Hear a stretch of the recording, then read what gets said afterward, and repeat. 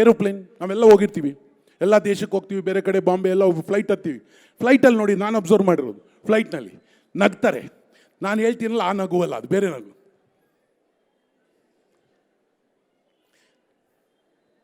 Hello welcome, ಅದು ಕೆಲವು airlines ಇದೆ ಅದರಲ್ಲೆಲ್ಲ ಹಿಂಗಾಗ್ಬಿಡು ವೆಲ್ಕಮ್. ಆ ಕಡೆ ಹೋದ ತಕ್ಷಣ ಹೋಗ್ಬೇಕು ಸೀರಿಯಸ್.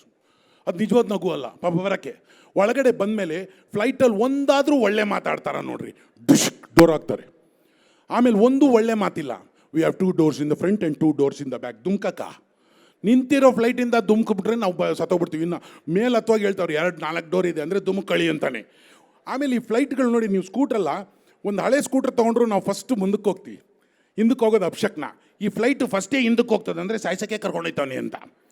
ಆಮೇಲೆ ಒಂದಾದರೂ ಒಳ್ಳೆ ಮಾತು ನಮ್ಮ ಕಂಡಕ್ಟರ್ ಹೇಳ್ತಾ ಆರಾಮಾಗಿ ಮಾಲ್ಕೊಳ್ರಿ ಅಂತ. ಇವ್ರು ಹಂಗಲ್ಲ, we are 580 feet above the sea level and the 600 speed of the 780 km. ನಮ್ಗೆ ಯಾಕಪ್ಪ ಹೇಳ್ಬೇಕು? ಏನು ಸಾಯಕ ಕರ್ಕೊಂಡೋಯ್ತಾನೆ, ಸಾಯ್ಸಕ ಕರ್ಕೊಂಡೋಯ್ತಾನೆ. We are will speed of the 6800 feet and above the 700. ಅಂದರೆ ಹಿಂಗೆ ಸಾಯ್ಬೋದು, ನೀನು ಹಂಗೆ ಸಾಯ್ಬೋದು. ಆಮೇಲೆ ಬೆಂಕಿಲಿ ಬಿದ್ದರೆ ಹೆಂಗೆ ಸಾಯ್ತೀಯ, ನೀರಲ್ಲಿ ಬಿದ್ದರೆ ಹೆಂಗೆ ಸಾಯ್ತೀಯ, ಬರೀ ಸಾಯೋ ವಿಷಯನೇ ಹೇಳ್ತಿರ್ತಾರೆ ರೀ. ನಮಗೆ ಭಯ ಆಗ್ತಾನೆ, ಓ ಹಿಂಗೂ ಸಾಯ್ಬೋದಾ, ಹಿಂಗೂ ಸಾಯ್ಬೋದಾ, ಹಿಂಗೂ ಸಾಯ್ಬೋದಾ. ಆಮೇಲೆ ಹೇಳ್ತಾರೆ ಅದು mask, oxygen mask will come if you oxygen mask, you first you put on oxygen mask then put it on. ಅಂದರೆ ಗಾಳಿ ಇಲ್ಲದೆ ಸಾಯಿಸ್ತೀನಿ ನಿನ್ನ ಅಂತ. ಬರೀ ಸಾಯೋ ವಿಷಯ ರೀ, ಬೇರೆ ಏನು ಒಳ್ಳೆ ವಿಷಯ ಇಲ್ಲವೇ ಇಲ್ಲ. ಬರೀ ನಮ್ಮ ಕಂಡಕ್ಟರ್ ಹೇಳ್ತಾರ, ನೋಡಪ್ಪ 80ರಲ್ಲಿ ಹೋಗ್ತೀನಿ, ಟರ್ನಿಂಗಲ್ಲಿ ಬಿದ್ದೋಯ್ತು, ಹುಷಾರಾಗಿರು, ಈಗ ಹೊಡಿತೀನಿ ನೋಡು ಲೆಫ್ಟ್ ಟರ್ನ್ ಏನಾರ ಅಂತಾರೆ. ಆರಾಮಾಗಿ ಓಡಿಸ್ತಾ ಇರ್ತಾರೆ ಅವ್ರು, ಒಂದು ಮಾತಲ್ಲ ಇವರು.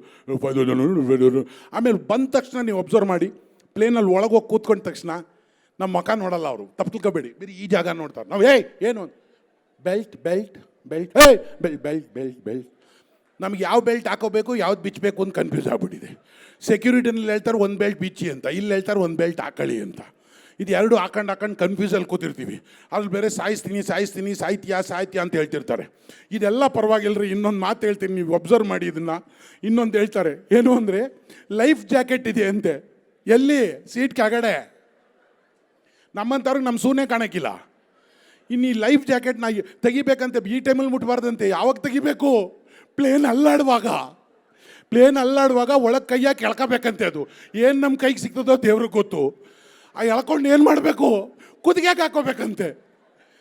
ಆವಾಗ ಯಾರು ಕುತ್ತಿಗೆಗೆ ಹಾಕ್ತೀವೋ ಗೊತ್ತಿಲ್ಲ. ಒಟ್ಟಿನಲ್ಲಿ ಅರ್ಜೆಂಟ್ನಲ್ಲಿ ನಡುಕ್ತಾ ಇರ್ತದೆ ಮೈ. ಪ್ಲೇನ್ ಹಿಂಗೆ ಆಗುವಾಗ ಕುತ್ತಿಗೆಗೆ ಹಾಕ್ಕೊಂಡು ಏನು ಮಾಡಬೇಕಂತೆ?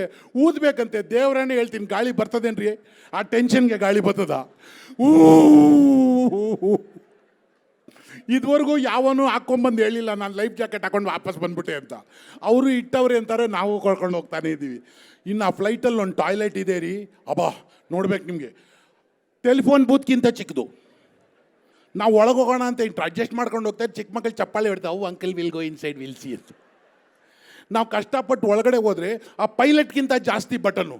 ಯಾವುದೋ ಒಂದು ಡಿಶ್ ಅಂತು, ಏನಾಯಿತು? ಫ್ಲಶ್ ಆಯ್ತಂತೆ. ಯಾರು ಸಣ್ಣಗಿರೋರು ಕೂತಿದ್ರೆ ಹಂಗೆ ಹೋಗ್ಬಿಟ್ಟಿರೋರು. ನಾವು ಇಷ್ಟೆಲ್ಲ ಕಷ್ಟಪಟ್ಟು ಅಡ್ಜಸ್ಟ್ ಮಾಡ್ಕೊಂಡು ಏನೇನೋ ಹೆಚ್ಚು ಕಮ್ಮಿ ಮಾಡ್ಕೊಂಬಿಟ್ಟು ಸುಂದರವಾಗಿ ಗಿರ್ಸ್ಕೊಂಡು ಯಾವ ನೀರೋ ಯಾವುದೋ ಏನು ನೊರೆ ಬರ್ತದೋ ಏನಕ್ಕೆ ಬರ್ತದೋ ಗೊತ್ತಿಲ್ಲ. ಆ ಪೇಪರ್ ಸಿಗ್ತದೆ, ಏನಕ್ಕೆ ಪೇಪರ್ ಸಿಗ್ತದೋ ಗೊತ್ತಿಲ್ಲ. ಕೆಲವರು ಕಂಪ್ಲೇಂಟ್ ಬರೆದಿರ್ತಾರೆ ಇಲ್ಲಿ ನೀರಿಲ್ಲ ಅಂತ. ಅದು ಬರೆಯೋ ಪೇಪರ್ ಅಲ್ಲ, ಅದು ಬೇರೆ ಪೇಪರ್ ಅದು. ಇದೆಲ್ಲ ಉಪಯೋಗಿಸ್ಬಿಟ್ಟು ಆಚೆ ಬಂದರೆ ಯಾರೋ ಇಂಗ್ಲೀಷ್ನವ್ನು ನಿಂತಿರ್ತಾನೆ, ಅವ್ನು ಸ್ಟೈಲಾಗಿ how do you do, same thing what I do, ಹೋಗಿ ಒಳಗೆ. ಇದು ಪ್ಲೇನ್ ರೀ. ಇಷ್ಟೆಲ್ಲ ಕಷ್ಟಪಟ್ಟು ನಾವು ಪ್ಲೇನಲ್ಲಿ ಅಮೇರಿಕಾಗೆ ಹೋದರೆ ಅವ್ರು ಮಾತಾಡೋದು ನೋಡಬೇಕು. ಭಾಳ ಜನ ಇಲ್ಲಿ ಇರ್ತಿದ್ದಾರೆ NRIಗಳು, ಮಾತಾಡೋದು ನೋಡಬೇಕು. ಮುಂಚೆ ಎಲ್ಲ ಮಾತಾಡೋದು, I am an artist, oh god I came yesterday, oh god. ಇವಾಗ ಅದಿಲ್ಲ. ಈಗ oh really awesome, really awesome. I change my voice, oh really I have a show tomorrow, oh really I will be living the after tomorrow, oh really.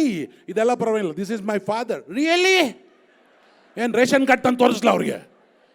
ಅದಕ್ಕೆ ಹೇಳೋದು ಭಾಷೆಗಳಲ್ಲೇ ಇದೆ ರೀ. ನಾವು ಎಲ್ಲೆಲ್ಲಿ ಹೋಗ್ತೀವಿ ಆ ಭಾಷೆಗಳಲ್ಲೇ ಇದೆ. ಭಾಷೆ ಇಂಥದ್ರಲ್ಲೇ ಇರಬೇಕು ಅಂತಿಲ್ಲ. ನೀವು ಯಾವ ಭಾಷೆನಲ್ಲಿ ನೋಡಿದ್ರೂ ಹಾಸ್ಯ ಸಿಗುತ್ತೆ. ಆದರೆ ಎಂಜಾಯ್ ಮಾಡೋಕ್ಕೆ ಒಳ್ಳೆ ಮನಸ್ಸಿರ್ಬೇಕಷ್ಟೇ. ಭಾಳ ಜನ ಒಬ್ಸರ್ವೇಷನ್ ಅಂತೀವಿ ನಾವು.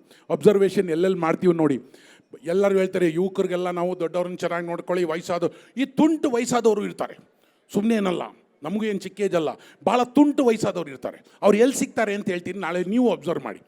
ನಿಮ್ಗೊಂದು ಚಾಲೆಂಜ್ ಅದು. ನಾಳೆ ಬೆಳಿಗ್ಗೆ ಅಬ್ಸರ್ವ್ ಮಾಡಿ. ಬೆಳಿಗ್ಗೆ 6:30 7 ಗಂಟೆಗೆ NTR ದೊಡ್ಡ ಹೋಟ್ಲ್ ಹತ್ರ ಹೋಗಿ ನೀವು. ವಯಸ್ಸಾಗೋಗಿರುತ್ತೆ 75 80. ಹೋಟ್ಲ್ ಮುಂದೆ 5 ನಿಮಿಷ ಆ ಕಡೆ ಈ ಕಡೆ ನೋಡ್ತಿರ್ತಾರೆ. ಆಮೇಲೆ ಹೋಗ್ಬಿಟ್ಟು ಮೆತ್ತಗೆ ಒಂದು ಟೋಕನ್ ತಗೋತಾರೆ.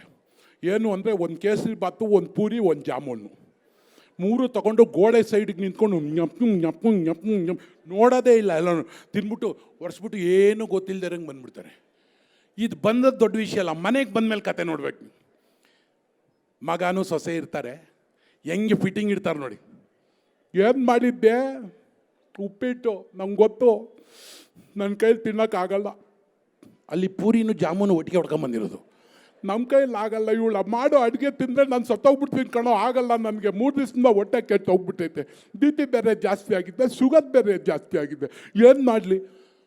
ಮಗ ಆಗಲೇ, ಯಾಕೆ ನೀನು ಮಾಡೋ ಅಡುಗೆ ನಮ್ಮ ಅಪ್ಪನಿಗೆ ಇಡ್ಸಲ್ವಂತೆ, ಏನಾದ್ರು ಚೆನ್ನಾಗಿ ಮಾಡೋಕ್ಕೆ, ಯಾಕೆ ಹಿಂಗೆ ರೀ? ನಾನೇನು ರೀ ದಿವಸ ಮಾಡ್ದಂಗೆ ನೀನು ಏನೆಲ್ಲ ಬಡ ಮನೇಲಿ ಜಗಳ. ಇವರು ನಮ್ಗೆ ಯಾಕೆ ಬೇಕು ಕಂಡವ್ರ ವಿಷಯ, ಪಾಪ ಏನಾದ್ರು ಮಾಡಲಿ, ನಮಗಾಗಲ್ಲಪ್ಪ ಊಟ ಮಾಡೋಕ್ಕೂ, ಇವತ್ತು ಉಪವಾಸನೇ ಇದ್ಬಿಡ್ತೀವಿ, ಬೆಳಗ್ಗೆ ಜಾಮೂನ್ ತಿಂದಿದ್ದು ಯಾರಿಗೂ ಗೊತ್ತಿಲ್ಲ. ಇದೇ ಹೇಳೋದು, ನಾವು ಜೀವನದಲ್ಲಿ ಎಲ್ಲನೂ ನೋಡ್ತೀವಿ, ಎಲ್ಲದರಲ್ಲೂ ತುಂಟತನ ಇದೆ, ಎಲ್ಲದರಲ್ಲೂ ಇದೆ ಒಂದೊಂದು ಆಟ ದಿವಸ ನಡೀತಾನೆ ಇರ್ತದೆ. ಎಂತೆಂಥ ಆಟ ಇರ್ತದೆ. ಮನೆಯಲ್ಲಿ ಜಗಳ ಆಡುವಾಗ ನೋಡಬೇಕು, ಒಂದೊಂದು ಥರ ಬೈತಾರೆ, ಇಡೀ ಖಾನ್ದಾನ ಹಿಡ್ಕೊಂಡು ಬೈತಾರೆ, ಚೆನ್ನಾಗಿರುತ್ತೆ ಅದು. ಆದರೆ ನಿಜವಾಗ್ಲೂ ಹೇಳ್ತೀನಿ, ಇನ್ನೊಂದು ವಸ್ತು ಇದೆ ಮನೆಯಲ್ಲಿ, ನಿಮ್ಮೆಲ್ಲರ ಮನೇಲೂ ಇರ್ಬೋದು. ಯಾವುದು ಅಂದರೆ ಭಿಕ್ಷೆದವ್ರ ಪೆಟ್ಟಿ. ಭಿಕ್ಷೆ ಪೆಟ್ಟಿ ನಿಮ್ಮ ಮನೇಲಿ ಇಲ್ವಾ? ನಮ್ಮಲ್ಲಿದೆ. ಈ ಭಿಕ್ಷೆ ಪೆಟ್ಟಿ ಅಂತ ಯಾವುದಕ್ಕೆ ಅಂತೀನಿ ನಾನು ಅಂದರೆ, ಫ್ರಿಜ್ಜಿಗೆ 45,000 ರೂಪಾಯಿ ಕೊಟ್ಟು ತಗೋತಾರ್ರಿ. ನೀವು ತಗೊಂಡಿರ್ತೀರ 45,000 ರೂಪಾಯಿ. ಅದರಲ್ಲಿ ಇಡೋದೇನು ಗೊತ್ತಾ? ಕೊತ್ತಂಬರಿ ಸೊಪ್ಪು, ಹಸಿಮೆಣ್ಸಿನ್ಕಾಯಿ, ಬೇರೆ ಏನೂ ಇಡಲ್ಲ ಅದರಲ್ಲಿ.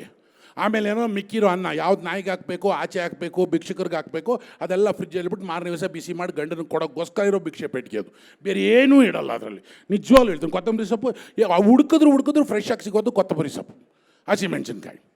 ಅದಕ್ಕೆ ನಾನು ಹೇಳ್ತೀನಿ, ಅದನ್ನು ನಮಗೆ ಬಿಡಿ ಗಂಡಸರಿಗೆ, ಫ್ರಿಜ್ಜಿನ ಮರ್ಯಾದೆ ಉಳಿಸೋರು ನಾವು. ಆದರೆ ಹೆಂಡತಿ ಊರಿಗೆ ಹೋಗಿರ್ಬೇಕು, ಆವಾಗ ಫ್ರಿಜ್ಜಲ್ಲಿ ಎಂತೆಂಥ ಐಟಮ್ ಇಡ್ತೀವ್ರಿ. 4,000 ರೂಪಾಯಿನ ಬಾಟ್ಲು, ಫುಲ್ಲು UV ಬಾಟ್ಲುಗಳೇ ಇಲ್ಲ. ಆವಾಗ ಫ್ರಿಜ್ಜನ್ಗೆ ಇವತ್ತು ನಾನು ತೃಪ್ತನಾದಪ್ಪ, ಬದುಕಿದ್ದಕ್ಕೆ ಸಾರ್ಥಕವಾಗೋಯ್ತು ಅಂತ. ಅದಕ್ಕೆ ಹೇಳೋದು, ಜೀವನದಲ್ಲಿ ನಗೋದಕ್ಕೆ ನಮ್ಮನ್ನೇ ನಾವು ನೋಡ್ಕೊಂಡು ನಕ್ಕರೆ ಬೇಕಾದಷ್ಟಿದೆ ನಗೋದಕ್ಕೆ.